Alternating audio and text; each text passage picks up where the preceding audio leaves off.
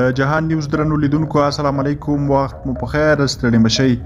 د کابل 15 ناحیه کې د یو کانال د جوړولو چارې روانې دي. د کابل ښاروالۍ پر خپله ایکس پاڼه لیکلي چې د ځمکې سطحي اوبو د مدیریت په موخه کې د 15 ناحیې اړوند د کرغۍ پامیلو په سیمه کې د یو کانال د جوړولو چارې روانې دي.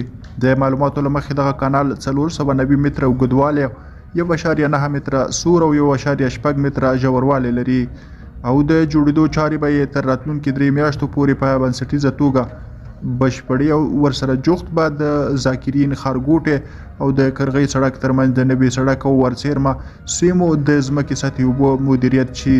د ښاروالۍ د مسؤلینو په خبره د یاد کانال په جوړېدو سره به سړکونو ته د اوبو له راختلو او د سړکونو له ژر ویجاړېدو څخه مخنیوی هم وشي. درنو لیدونکو له ملتیا مو مننه. په اخر کې زموږ چینل هم سبسکرایب کړئ. ښه وخت ښې شېبې.